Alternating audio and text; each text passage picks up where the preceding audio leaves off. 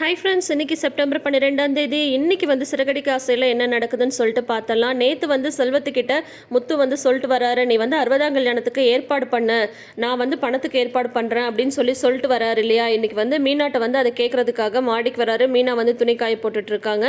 என்னங்க சாப்பாடு நேரத்துக்கு முன்னாடியே வந்துட்டீங்க அப்படின்னதும், இல்லை உங்ககிட்ட ஒரு விஷயம் சொல்லணும் தான் வந்தேன் அப்படின்றாங்க. என்ன அப்படின்னு சொல்லும்போது, இந்த மாதிரி செல்வம் வந்து குடிச்சிட்டு படுத்துட்டு கிடக்குறான் அப்படின்னதும், என்ன இப்போல்லாம் பகலையே வந்து குடிக்க ஆரம்பிச்சாச்சா, இந்த மாதிரி தான் நீங்களும் இருக்கீங்களா அப்படின்னு கேட்குறாங்க. அதெல்லாம் ஒன்றும் இல்லை, நான்லாம் ஒன்றும் குடிக்கல, ஒன்றும் இல்லை, செல்வத்தோட அப்பாவுக்கு வந்து 60ஆம் கல்யாணம் வருது அப்படின்னு சொல்கிறாங்க. ஓ அப்படியா அப்படின்னு சொல்கிறாங்க. இல்லை அதனால தான் அவன் வந்து குடிச்சிட்டு இருக்கான் அப்படின்னதும், அதுக்கும் இதுக்கும் என்ன சம்மந்தம் அப்படின்னு சொல்லிட்டு மீனா வந்து கேட்குறாங்க. இல்லை போன மாதம் வந்து அவங்க பெரியப்பாவுக்கு வந்து 60ஆம் கல்யாணம் வந்து நடந்துச்சு போல இருக்கு, அவங்க பிரியாணி அது இதுன்னு தடபுடல் பண்ணிட்டாங்க போல இருக்கு, இப்போ அவங்க அப்பாவுக்கு இந்த மாதிரி செய்ய முடியாதுன்னு சொல்லிட்டு வருத்தப்பட்டு இருக்கான் அப்படின்னு சொன்னதும் மீனா வந்து சொல்கிறாங்க, பணம் இருக்கிறவங்க எது வேணால் செய்வாங்க, அதுக்காக நம்மளும் அதே மாதிரி பண்ண முடியுமா அப்படின்னு சொல்கிறாங்க. இல்லை இல்லை நான் வந்து அவன்கிட்ட சொல்லிட்டேன், நீ தாராளமாக எல்லா ஏற்பாடும் பண்ணு அப்படின்னு சொன்னதும், எவ்வளோ செலவாகும்னு சொல்கிறாங்க அப்படின்னதும் 1,00,000 ரூபான்றாங்க. 1,00,000 ரூபாய் செலவு பண்ணி அவர் வந்து பண்ண போகிறாரு அப்படின்னு கேட்குறாங்க. இல்லை நான் தான் வந்து பணம் தரேன்னு சொல்லியிருக்கேன் அப்படின்னதும் மீனாக்கு வந்து தூக்கி வாரி போடுது. என்ன சொல்கிறீங்க நீங்கள் அப்படின்றாங்க. ஆமாம், நம்ம போட்டியில் ஜெயிச்ச பணம் இருக்குல்ல, அதை வந்து அவனுக்கு கொடுத்துடலாம் அப்படின்னு சொல்கிறாங்க. உடனே மீனா வந்து சொல்கிறாங்க, முடியாதுங்க, அந்த பணம் நம்ம எதுக்கு வச்சுருக்கோம், ரூம் கட்டுறதுக்காக தானே வச்சுருக்கோம் அப்படின்னதும், மீனா ரூம் வந்து இப்போ கட்டலைன்னா 2 மாதம் கழிச்சு கூட கட்டிக்கலாம், ஆனால் வந்து 60ஆம் கல்யாணம் இந்த தேதி போயிட்டால் மறுபடியும் வருமா அப்படின்னதும் உன்னை மீனா வந்து திட்டுறாங்க. நம்ம ஆளுங்களுக்கு இருக்கிற பிரச்சனையே இதாங்க, பெரிய பெரிய பணக்காரங்கெல்லாம் ஆடம்பரமாக எதையாவது செஞ்சிடறாங்க, அதை பார்த்துட்டு ஆசைப்பட்டு நம்ம அளவுக்கு மீறி வந்து சூடு போட்டுக்கிறதா நம்ம ஆளுங்க கிட்ட இருக்கிற பிரச்சனையே. 60ஆம் கல்யாணம் பண்ண வேணான்னு சொல்கிறியா அப்படின்றாரு முத்து. நான் ஒன்றும் 60ஆம் கல்யாணம் பண்ண வேணாம்லாம் சொல்லலை, அதுக்கு தகுந்த மாதிரி நம்ம வசதிக்கு ஏற்ற மாதிரி சிம்பிளாக வந்து கோயிலில் செய்யலாம், இல்லைன்னா ஒரு அனாதாசிரமத்துக்கு போயிட்டு அங்கே இருக்கிறவங்களுக்கு வந்து சாப்பாடு போட்டால் அது கூட புண்ணியம், ஆனால் அதை விட்டுட்டு அவங்க அண்ணன் வீட்டில் செஞ்சாங்கன்னு சொல்லிட்டு ஆடம்பரமாக இவரும் செய்யணும்னு நினைக்கிறது தப்பு தான் அப்படின்னு சொல்லிட்டு மீனா வந்து சொல்கிறாங்க. அப்படின்னா என் ஃப்ரெண்டுக்கு நான் வந்து ஹெல்ப் பண்ணக்கூடாதுன்னு சொல்கிறியா அப்படின்றாங்க. உன்னை மீனா வந்து சொல்கிறாங்க, ஏங்க பணம் கொடுக்குறது ஒரு விஷயமே கிடையாது, ஆடம்பரத்துக்கு கொடுக்க வேணான்னு தான் நான் வந்து சொல்கிறேன், இதுவே செல்வனனுக்கு ஏதாவது ஒரு அவசரம், இல்லை அவங்க அப்பாவுக்கே ஏதோ உடம்பு சரியில்லை, ஆஸ்பத்திரி செலவுக்கு வேணும் அப்படின்னு சொல்லிட்டு கேட்டால் நானும் யோசிக்கவே மாட்டேன், உங்களை மாதிரி வந்து நான் எடுத்து கொடுத்துடுவேன். ஆனால் இப்போ அவர் கேட்குறது வந்து ஆடம்பர செலவுக்காக வந்து கேட்குறாரு, அது என்றைக்கு இருந்தாலும் தப்பு தானே, அப்புறம் நம்மளுக்கு மட்டும் தேவை இல்லையா, நம்மளுக்கும் எவ்வளவோ தேவை இருக்குல்ல அப்படின்னு சொல்லிட்டு மீனா வந்து சொல்கிறாங்க. அப்படின்னா அவங்க அப்பாவுக்கு உடம்பு சரியில்லாமல் போனால் தான் பணம் கொடுக்கணும், இல்லைன்னா என் ஃப்ரெண்டுக்கு நான் வந்து ஹெல்ப் பண்ணக்கூடாது அப்படி தானே, நீ ஒன்றும் உன் பணத்தை ஒன்றும் தர வேண்டாம், அதில் என் பணமும் தானே இருக்குது, அதை வந்து கொடு அப்படின்னு சொல்கிறாங்க. யார் பணமாக இருந்தால் என்ன நீங்கள் இந்த மாதிரி பிரிச்செல்லாம் பேசுகிறீங்க, எதுவாக இருந்தாலும் சரி ஆடம்பரத்துக்கு வந்து கொடுக்கறது தப்பு தான், இதுக்கு வந்து என்னால் கண்டிப்பாக ஒத்துக்கவே முடியாது அப்படின்னு சொல்கிறாங்க.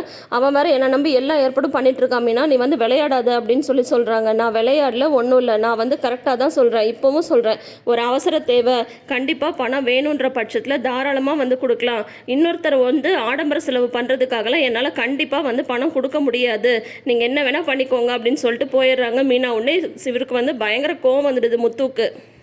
மீனா வந்து சொல்ல வர்றது கரெக்டு தான், ஆனால் அதை வந்து கரெக்டாக புரிஞ்சுக்க மாட்டேன்றாரு முத்து. அதில் ஏன் பணமும் தானே இருக்குது அப்படின்னு சொல்கிறாங்க. இவங்களுக்கு இப்போ ரூம்ன்றது எவ்வளோ ஒரு அவசியம், அதுக்காக இவங்க வந்து கொஞ்சம் கொஞ்சமாக வந்து பணம் சேர்த்துட்டு இருக்காங்க. அதை வந்து தேவையில்லாமல் இப்போ அவங்க சொல்கிற மாதிரி 60ஆம் கல்யாணம் பண்ணலாம், அதை வந்து சிம்பிளாகவே பண்ணலாம், ஆனால் இவர் வந்து முத்து வேற சொல்லிட்டாருன்னு சொல்லிட்டு செல்வமும் எல்லா ஏற்பாடும் பண்ணிட்டு இருக்காங்க.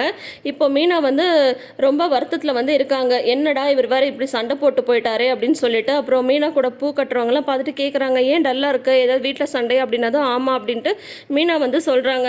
இந்த மாதிரி வந்து செல்வண்ணன் இருக்கார்ல, அவங்க அப்பாவுக்கு வந்து 60ஆம் கல்யாணம் பண்ணணும், ஆடம்பரமாக பண்ணணும்னு பணம் கேட்டிருக்காரு, அதுவும் 1,00,000 ரூபாய், இவரும் வந்து நாங்கள் போட்டியில் ஜெயிச்ச பணம் இருக்குல்ல அதை கொடுக்குறேன்னு சொல்லிட்டு வந்திருக்காருக்கா அப்படின்னு சொன்னதும், மீனா இந்த உன் வீட்டுக்காரர் பண்ணுறது கொஞ்சமாவது நியாயமாக இருக்கா, நீங்களே தூங்க கூட இடம் இல்லாமல் அந்த ரூம் கட்டுறதுக்காக வந்து பணம் சேர்த்துட்டு இருக்கீங்க, அதை போய் எடுத்து தரணும்னு சொல்கிறாரு அப்படின்னு சொன்னதும், அதுதான்க்கா நானும் சொன்னேன், ஆனால் நான் சொல்கிறத வந்து அவர் புரிஞ்சிக்காமல் அப்போ என் ஃப்ரெண்டுக்கு வந்து ஹெல்ப் பண்ணக்கூடாதுன்னு சொல்கிறியா அப்படின்னு சொல்கிறாரு அப்படின்னதும், உடனே அவங்களாம் சொல்கிறாங்க, இந்த ஆம்பளைங்களுக்கு இருக்கிற பிரச்சனையே இதுதான் மீனா, நம்ம வீட்டு தேவைக்காக ஒரு 100 ரூபாய் கேட்டால் அதுக்கு 1008 கேள்வி கேட்பாங்க, அதுவே அவங்க ஃப்ரெண்ட்ஸுங்க கேட்டால் எதுக்கு என்னென்ன யோசிக்காமல் இந்த மாதிரி எடுத்துக்கு தருவாங்க, அதுக்கப்புறம் நம்ம தான் வந்து கஷ்டப்பட்டுட்டு இருக்கணும். இப்போ நீங்கள் அந்த 1,00,000 ரூபாவை வந்து எடுத்து கொடுத்துட்டீங்கன்னா அப்புறம் அந்த பணத்துக்கு நீங்கள் வந்து என்ன பண்ணுவீங்க, உங்கள் செலவுக்கு வந்து பண்ண வேணாமா, நீங்களே குருவி சேர்க்குற மாதிரி வந்து சேர்த்து வச்சுட்ருக்கீங்க, அதை விட்டுட்டு அதை போய் வந்து அடுத்தவங்களுக்காக எடுத்து தரணும்னு வந்து தம்பி சொல்கிறாங்க. நீ அதெல்லாம் ஒத்துக்காத மீனா, என்ன நடந்தாலும் சரி நீ அமைதியாக இரு, 2 நாள் 3 நாள் சண்டை போடுவாங்களா, அதுக்கப்புறம் சரியாக போயிடும், அதுக்காக நீ வந்து அவசரப்பட்டு அந்த பணத்தெல்லாம் எடுத்து கொடுக்காது அப்படின்னு சொல்லிட்டு இவங்க சொல்லிட்டு இருக்காங்க. அடுத்தது பார்த்தீங்கன்னா வழக்கம் போல் நம்ம மனோஜை காட்டுறாங்க. இப்போ வந்து செக்யூரிட்டி வேலைக்கு ஒவ்வொருத்தராக வந்துட்டு போயிட்டுருக்காங்க. யாருமே வந்து திருப்தியாகவே இல்லை. அடுத்தது பார்த்தீங்கன்னா நல்ல ஒரு பவுன்சர் மாதிரி ஒரு ஆள் நல்ல ஹைட்டாக வெயிட்டாக அப்படி வந்து நிற்கிறாரு. இந்த மாதிரி இங்கே செக்யூரிட்டிக்கு ஆள் தேவையா அப்படின்னு சொல்லிட்டு கேட்குறாங்க. ஆமாம் அப்படின்னதும் இது வரைக்கும் வந்த ஆளுங்கள்லாம் வந்து அவ்வளோவா வந்து திருப்தியாக இல்லை. இவங்களுக்கு வந்து பார்த்தா சரி நல்லா ஹைட்டாக வெயிட்டாக இருக்காரு அப்படின்னு சொல்கிறாங்க. அதுக்கப்புறம் வந்து பார்த்தீங்கன்னா இந்த மாதிரி நீங்கள் எதிர்பார்க்குற மாதிரி சம்பளம்லாம் அதிகம் கொடுக்க மாட்டோம். மாதம் 10,000 தான் தருவோம். காலையில் 10 மணிக்கு கடை திறக்கும் போது வந்துட்டு நைட்டு கடை சாத்துற வரைக்கும் இருந்துட்டு போகணும் அப்படின்ற மாதிரிலாம் மனோஜ் வந்து சொல்கிறாங்க. அதுக்கப்புறம் பார்த்தீங்கன்னா அதெல்லாம் எனக்கு ஓகே தான், ஆனால் வந்து மத்தியானம் சாப்பாடு மட்டும் நீங்கள் ப்ரொவைட் பண்ணிடணும். காலையில் வந்து நான் சாப்பிட்டு வந்துடுவேன் அப்படின்றாங்க.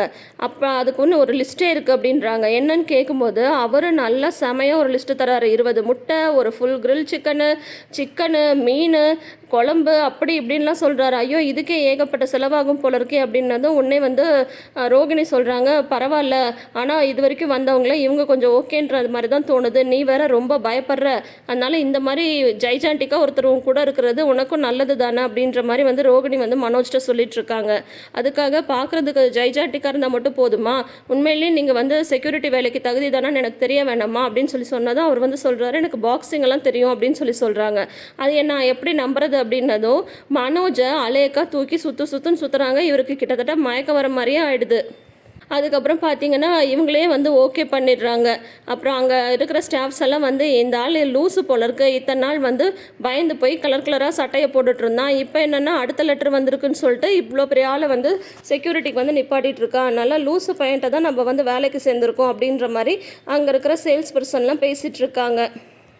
மீனாட்ட சண்டை போட்டுட்டு முத்து வந்து இங்கே ஷெட்டுக்கு வந்து வர்றாரு. வந்தால் எங்கே செல்வோம் அப்படின்னு கேட்கும்போது, அதான் நீ வந்து 60ஆம் கல்யாணத்துக்கு ஏற்பாடு பண்ண சொல்லிட்டல, அவன் எல்லா ஏற்பாடும் பண்ணிகிட்ருக்கான், எல்லார்ட்டையும் வந்து முத்து பணம் தரேன்னு சொல்லியிருக்கான்னு வர சொல்லிட்டுருக்கான் அப்படின்னதும் முத்து வந்து கேட்குறாரு, உங்ககிட்டலாம் ஏதாவது காசு இருக்கா அப்படின்றாங்க. ஏன் ஏதாவது பெட்ரோல் போட வேணுமா அப்படின்றாங்க. அவங்க இல்லை செல்வத்துக்கு கொடுக்குதான் அப்படின்னதும், ஏன்பா நீ தானே காசு தரேன்னு சொன்ன, இப்போ எங்ககிட்ட வந்து கேட்குற, நீ சொல்லிட்டேன்னு சொல்லிட்டு வர, அவன் எல்லா ஏற்பாடும் பண்ணிகிட்ருக்கான், ஏன் காசு இல்லையா அப்படின்னதும், இல்லை போட்டியில் ஜெயிச்ச பணம் இருந்தது அதை கொடுத்துடலான்னு சொல்லிட்டு தான் நான் நினச்சிட்டு இருந்தேன், ஆனால் எனக்குன்னு ஒரு ஸ்பீட் பிரேக்கர் இருக்குல்ல வீட்டில் பொண்டாட்டின்ற பேரில், அவள் வந்து கொடுக்கவே கூடாதுன்னு சொல்கிறா அப்படின்னதும், இங்கே இவர் ஃப்ரெண்ட்ஸ் எல்லாம் வந்து பொண்டாட்டினாவே அப்படி தான், ஃப்ரெண்ட்ஷிப்பே வந்து கட் பண்ணி விட்டுருவாங்க, நம்ம இஷ்டத்துக்கு நம்ம முடிவே எடுக்க முடியாது, எதுக்குன்னாலும் அவங்க வந்து தடை போட்டுகிட்டே இருப்பாங்க, அவங்க சொல்கிறதெல்லாம் கேட்டால் அவ்வளோதான், நம்ம ஃப்ரெண்ட்ஸுக்காக நம்மளால் எதுவுமே செய்ய முடியாதுன்னு இங்கே இருக்கிறவங்க இவரை வந்து உசுப்பேற்றி விட்டுட்டு இருக்காங்க. இப்போ முத்து வந்து பார்த்திங்கன்னா இவங்களாம் என்ன சொல்கிறாங்க, நீ சொன்னதை நம்பி தானே செல்வம் வந்து ஏற்பாடு பண்ணிகிட்ருக்கான், இப்போ திடீர்னு நீ பணம் இல்லைன்னு சொன்னால் அவன் என்ன பண்ணுவான் அப்படின்னு சொல்லிட்டு அவங்கெல்லாம் வந்து ஒரு பக்கம் சொல்லிட்டு இருக்கிறதுக்கு முத்துக்கு வந்து எப்படியாவது இப்போ அந்த பணத்தை வந்து கொடுத்தே ஆகணும் அப்படின்ற மாதிரி இப்போ தோண ஆரம்பிச்சிருச்சு. ஸோ இதனால் வந்து பார்த்திங்கன்னா கண்டிப்பாக முத்துக்கும் பீனாக்கும் ஒரு பெரிய சண்டையே வரப்போகுது. இப்போ முத்து ஒன்று கடன் வாங்கி கொடுக்க போகிறாரு, இல்லைன்னா மீனாட்ட சண்டை போட்டு அந்த பணத்தை வந்து எடுத்து கொடுக்க போகிறாரு. என்ன நடக்க போகுதுன்னு சொல்லிட்டு தெரியல. சொன்ன மாதிரி அவசியத்துக்கு கொடுக்கலாம், ஆனால் ஆடம்பரத்துக்கு வந்து எப்படி கொடுக்க முடியும், அதை அவங்க எப்படி ஒத்துக்க முடியும். சொன்ன மாதிரி இந்த ஒரு காசுக்காக அந்த வீட்டில் இவங்க விஜயாட்ட எவ்வளவோ அவமானப்பட்டுட்டு இருக்காங்க. அதை எதை பற்றியுமே இவர் நினச்சி பார்க்காம இந்த மாதிரி வந்து சொல்லிட்டாரு. ஸோ என்ன நடக்க போகுதுன்னு சொல்லிட்டு வெயிட் பண்ணி பார்க்கலாம். இதோட தொடரும் போடுறாங்க. அடுத்த ப்ரோமோ காட்டுறாங்க. அதில் வந்து பார்த்தீங்கன்னா ரோகிணி வந்து ஒரு வீடு பார்த்துருக்காங்க இல்லையா, அதுக்கு வந்து 1 லட்ச ரூபாய் அட்வான்ஸ் கொடுக்கணும்ல, அதுக்காக என் ஃப்ரெண்டுக்கு வந்து கொஞ்சம் அவசர தேவைன்னு அவங்க மனோஜ்கிட்ட வந்து பணம் கேட்குறாங்க ரோகிணி. உடனே மனோஜ் வந்து அதே யாரது எனக்கு தெரியாத ஃப்ரெண்டு 1 லட்ச ரூபாய் நீ கடன் கொடுக்குற மாதிரி அப்படின்னு சொல்லிட்டு அவர் வந்து ஒரு பக்கம் கேள்வி கேட்டுட்டு இருக்காரு. ஸோ இப்போ பார்த்தீங்கன்னா அந்த 1 லட்ச ரூபாய் அப்படின்றது இந்த பக்கமும் சரி அந்த பக்கமும் சரி ஒரு பிரச்சனையாக வெடிச்சு நிற்குது. அடுத்தடுத்து வர எபிசோட்ஸில் என்ன நடக்க போகுதுன்றதை பார்க்கலாம். அதுக்கு முன்னாடி நீங்கள் இன்னும் நம்ம சேனலை சப்ஸ்கிரைப் பண்ணனா இப்பயே சப்ஸ்கிரைப் பண்ணிக்கோங்க. நோட்டிஃபிகேஷன் பெல் ஐக்கானில் ஆல் சிம்பிள் கிளிக் பண்ணிக்கோங்க. தேங்க்யூ.